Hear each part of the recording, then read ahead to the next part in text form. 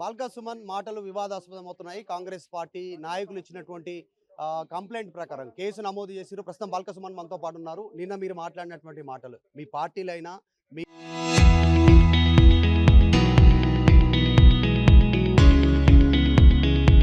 పార్టీలైనా విధ్వంసం మీద ఒక బాధ్యతాయుతమైనటువంటి ఎంపీగా ఎమ్మెల్యేగా పనిచేసి విప్గా పనిచేసిన బాల్కా సుమను రైలు పట్టాలు కోసేయాలి, సింగరేణి లాంటి సంస్థలను ఆఫీసులను తగలబెట్టాలి, ఇట్లాంటి వాటిని మాట్లాడుతూ ఉన్నారు అనేటువంటి పొన్నం ప్రభాకర్ కొంచెం మాట్లాడారు.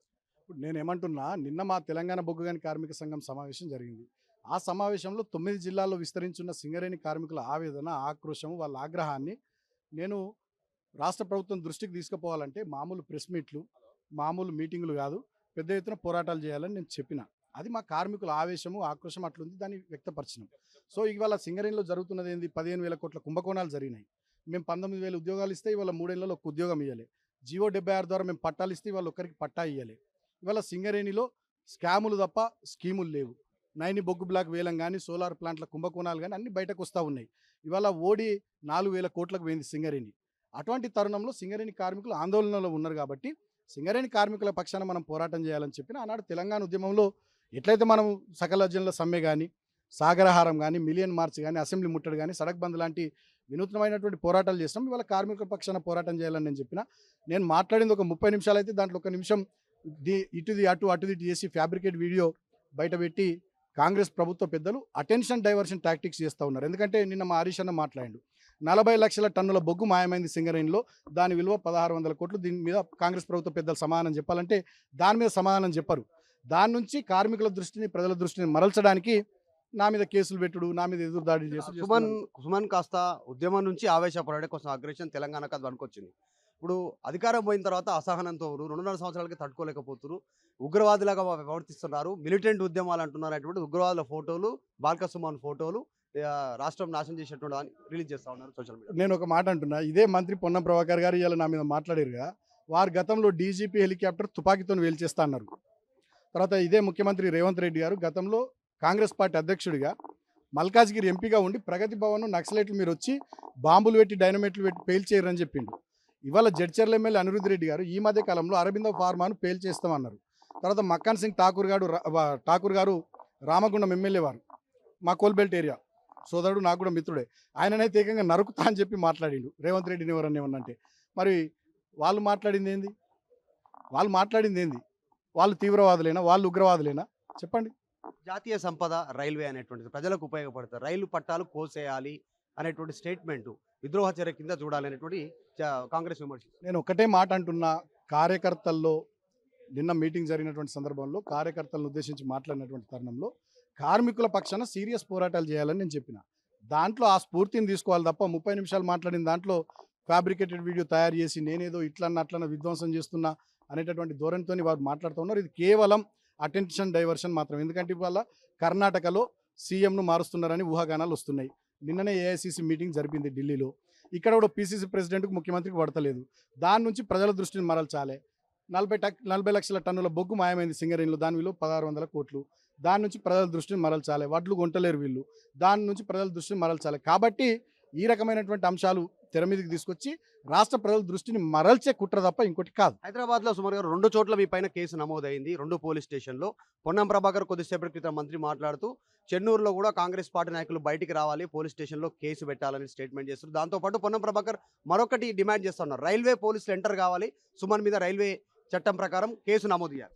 ఇప్పుడు ఇక నా మీద, ఇప్పుడు రైతుల వడ్లు కొనుడు మీద వాళ్ళకి శ్రద్ధ లేదు, రైతుల మక్కలు కొనుడు మీద వాళ్ళకి శ్రద్ధ లేదు, సింగరేణిలో మెడికల్ బోర్డు పెట్టి ఉద్యోగాలు ఇచ్చడం మీద వాళ్ళకి శ్రద్ధ లేదు, సింగరేణి ఖాళీ స్థలాలు ఇల్లు కట్టుకున్న పేదలకు జీవో 76 కింద పట్టాలు ఇచ్చడం మీద వాళ్ళకి శ్రద్ధ లేదు, కేవలం బాల్కా సుమన్ మీద కేసులు పెట్టడం మీద వాళ్ళకి శ్రద్ధ ఉంది. నేను ఇప్పటికైనా మంత్రి పొన్నమని కోరుతున్నా, మీరు శ్రద్ధ రైతుల మీద పెట్టండి, కార్మికుల మీద పెట్టండి, సుమన్ మీద కాదని చెప్పి కోరుతా ఉన్నా. సరే, కేసులు కొత్త కాదు, వాళ్ళ చేతిలో అధికారం ఉంది, ప్రభుత్వం ఉంది, పెట్టుకొనియండి. సింగరేణి గురించి మాట్లాడుతుంది బీఆర్ఎస్ పదే. సింగరేణి తల్లి లాంటి సింగరేణి కాల్ చేయాలి, ఆఫీసు తగలబెట్టాలి, ఇది ఎక్కడికి దారి తీస్తుంది అనేటువంటిది స్టేట్మెంట్ కాంగ్రెస్. నేను అదే మాట అంటున్నా, మరి ప్రగతి భవన్ కూల్ చేయాలి, ప్రగతి భవన్ బాంబులు పెట్టి పేల్చేయాలని చెప్పి ముఖ్యమంత్రి మాట్లాడుతాడు. అసెంబ్లీ వేదికగా ముఖ్యమంత్రి పండబెట్టి తొక్కుతా ఒక్కొక్కరిని తోడుకలు తీస్తాను మాట్లాడతాడు. జడ్చర్లలో అనిరుద్ధ్ రెడ్డి ఎమ్మెల్యే గారు అరబిందో ఫార్మాను వేల్చేస్తాను మాట్లాడతారు. మక్కాన్ సింగ్ ఠాకూర్ గారు, మా సోదరుడు రామగుండం ఎమ్మెల్యే, మా కోల్బెల్ట్ ఏరియా, వారు నరుకుతా అంటారు. మరి అదెక్కడ సాంప్రదాయం వాళ్ళు మాట్లాడింది? నేను ఇవాళ మాట్లాడింది ఏంది? మా కార్మికుల ఆక్రోశము, ఆగ్రహము ఆ స్థాయిలో ఉంది. దానికోసం మనం పెద్ద ఎత్తున పోరాటాలు చేయాలని కేసులే చెప్పి కాదు తప్ప సుమన్ని సస్పెండ్ చేయాలి పార్టీ నుంచి డిమాండ్ కాంగ్రెస్ నుంచి. ఇప్పుడు వాళ్ళందరినీ కాంగ్రెస్ పార్టీ నుంచి సస్పెండ్ చేసిర్రా? రేవంత్ రెడ్డి గారిని, పొన్నం ప్రభాకర్ గారిని, తర్వాత అనిరుద్ రెడ్డి గారిని, మక్కాన్ సింగ్ ఠాకూర్ గారిని సస్పెండ్ చేసిర్రా? ఇదంతా అర్ధరహితమైన వాదన. నేను ఇప్పటికైనా ఏమంటున్నా, బాల్క సుమన్ మీద శ్రద్ధ తగ్గించండి. రాష్ట్ర ప్రజల సమస్యల మీద శ్రద్ధ పెట్టండి అని కోరుతా ఉన్నా. మీ పార్టీ నుంచి ఏమన్నా మీకు మందలింపు కానీ లేకుంటే సూచన కానీ ఎందుకు మాట్లాడిన వివరణ కానీ ఏమైనా అడిగిరా వర్కింగ్ ప్రెసిడెంట్ కానీ మీ పార్టీ నాయకులు ఎవరు? అడగలేదు, మీరు మాట్లాడిరా జరిగిన విషయం ఏమైనా చెప్పినా? చెప్పలేదు.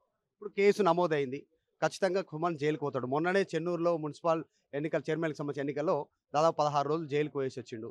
ఇప్పుడు మళ్ళీ సుమన్ జైలుకు పోవాల్సినట్టు మీరు కూడా లోపల అదే మాట్లాడారు, అవసరమైతే 1 నెల 2 నెలలు జైలుకు పోయిద్దామని. రెడీయా? అంటే నేను ఆనాడు ఉద్యమంలో నెలల పాటు జైళ్ళల్లో ఉన్న, చెంచల్గూడ చెర్లపల్లి జైళ్ళలో. ఉద్యమంలో నా మీద 226 కేసులు ఉండే. ఆనాడు చాలా నిర్బంధాన్ని ఎదుర్కొన్నాను. నా మీద పీడీ యాక్ట్ పెట్టాలని కూడా అప్పటి కాంగ్రెస్ ప్రభుత్వం చూసింది. సేమ్ ఇప్పుడు అదే కాంగ్రెస్ ప్రభుత్వం మళ్ళీ నన్ను టార్గెట్ చేసి నా మీద కేసులు పెట్టే ప్రయత్నం చేస్తుంది. జైలుకు పంపిస్తే పోయేస్తా. నా ప్రజల కోసం, నా కార్మికుల కోసం, నా రైతుల కోసం, నా తెలంగాణ కోసం. మళ్ళీ నేను జైలుకు కాంగ్రెస్ ప్రభుత్వం నన్ను టార్గెట్ చేసి పంపిస్తే ఏం చేస్తాం? అధికారం వాళ్ళ చేతిలో ఉంది. ఎక్కడికైనా రెడీ రావడానికి సుమన్ చెప్తే అంటున్నాడు పొన్నం ప్రభాకర్. నేనే అంటున్నా, పొన్నం ప్రభాకర్ అన్న నిరుద్యోగుల దగ్గరికి పోదాం అశోక్ నగర్. నువ్వే డే టు టైం ఫిక్స్ చేయి, నేను వస్తా. మీరు కూడా రండి, పోదాం నిరుద్యోగుల దగ్గరికి. రైట్. బాల్క సుమన్ సంబంధించినటువంటి గతంలో కాంగ్రెస్ పార్టీ నాయకులు చాలా సందర్భాల్లో మాట్లాడారు. ఎమ్మెల్యేలు, మంత్రులు డైరెక్ట్గా గతంలో పిసిసి చీఫ్ ప్రెసిడెంట్గా ఉన్నటువంటి రేవంత్ రెడ్డి స్టేట్మెంట్ చేశారు. ప్రగతి భవన్ని బాంబులు పెట్టి పేల్చాలి నక్సలైట్ అనేటువంటి స్టేట్మెంట్ చేశారు. అనిరుద్ రెడ్డి అయితే డైరెక్ట్గా ఒక ఫార్మా కంపెనీని పూర్తి స్థాయిలో తగలబెడతాననేటువంటి స్టేట్మెంట్ చేశారు. మక్కన్ సింగ్, రాజ్ ఠాకూర్ అయితే నరుకుతాననేటువంటి స్టేట్మెంట్ చేశారు. కాంగ్రెస్ పార్టీకి వ్యతిరేకంగా మాట్లాడతారు. వారందరి మీద కేసులు అయితే నా మీద కేసు అయితే కూడా ఓకే అంటున్నారు. ఆల్రెడీ బాల్క సుమన్ పైన 2 పోలీస్ స్టేషన్లో కేసులు నమోదయ్యాయి. హైదరాబాద్లో నెక్స్ట్ చెన్నూరు పోలీస్ స్టేషన్లో కేసు నమోదు చేయాల్సిందిగా ఆల్రెడీ మంత్రి పొన్నం ప్రభాకర్ అక్కడున్న కాంగ్రెస్ పార్టీ నాయకులకు సూచన చేశారు. రైల్వే పోలీసులు కూడా ఎంట్రీ కావాలి, బాల్క సుమన్ పైన కేసు నమోదు చేయాలి అనేటువంటిది డిమాండ్ చేస్తూ ఉన్నారు. సో ఈ ఇష్యూ ఎక్కడి దాకా వెళ్తుంది అనేటువంటిది తెలియదు. ప్రస్తుతం ఈ ఇష్యూని కాంగ్రెస్ పార్టీ పెద్ద ఎత్తున గ్రౌండ్లోకి తీసుకెళ్లే ప్రయత్నం చేస్తూ ఉంది. గతంలో అగ్నిపత్ సంబంధించినటువంటి రిక్రూట్మెంట్ సందర్భంగా కూడా వారికి మద్దతు తెలిపింది బీఆర్ఎస్ పార్టీ. రైల్వేలో పూర్తి స్థాయిలో విధ్వంసం, రైలు తగలబెట్టడము, అక్కడ ఉన్నటువంటి వాటిని ధ్వంసం చేయడం అనేటువంటి దాన్ని ఒక విద్రోహ చర్య వైపు దారితీస్తూ ఉన్నారు. 2.5 సంవత్సరాలే అధికారంలో లేకపోతే వాళ్ళు అసహనానికి గురవుతున్నారు అనేటువంటిది కాంగ్రెస్ పార్టీ మంత్రి డైరెక్ట్గా ప్రస్తుత ప్రభుత్వంలో ఉన్నటువంటి మంత్రి పొన్నం ప్రభాకర్ స్టేట్మెంట్ చేస్తూ ఉన్నటువంటి సిచ్యువేషన్. పొన్నం ప్రభాకర్ ఇక్కడ రైతుల కళ్ళాలోకైనా విద్యార్థుల దగ్గరకైనా రెడీ రావడానికి ఎక్కడైనా చర్చకు రెడీ అనేటువంటిది పొన్నం ప్రభాకర్ సవాలు విసిరితే దానికి ప్రతి సవాల్ బాల్క సుమన్ సవాల్ విసురుతా ఉన్నారు. అశోక్ నగర్ చౌరస్తాలో విద్యార్థులతో నిరుద్యోగుల అంశంలో కూర్చోవడానికి నేను సిద్ధంగా ఉన్నాను, టైం మీరు చెప్పండి అనేటువంటి స్టేట్మెంట్ చేస్తూ ఉన్నారు. ఇది బీఆర్ఎస్ పార్టీ ఆఫీస్ దగ్గర ఉన్నటువంటి సిచ్యువేషన్. బాల్క సుమన్ ప్రెస్ మీట్కి సందర్భంగా భారీగా బీఆర్ఎస్ పార్టీకి సంబంధించిన నాయకులు ఇక్కడికి రీచ్ అయ్యారు. పెద్ద ఎత్తున బాల్క సుమన్ సంబంధించినటువంటి ప్రెస్ మీట్ సందర్భంగా కూడా వీరంతా బీఆర్ఎస్ పార్టీకి సంబంధించిన నాయకులు. గెల్లు శ్రీనివాస్ యాదవ్ ఉన్నారు, చాలా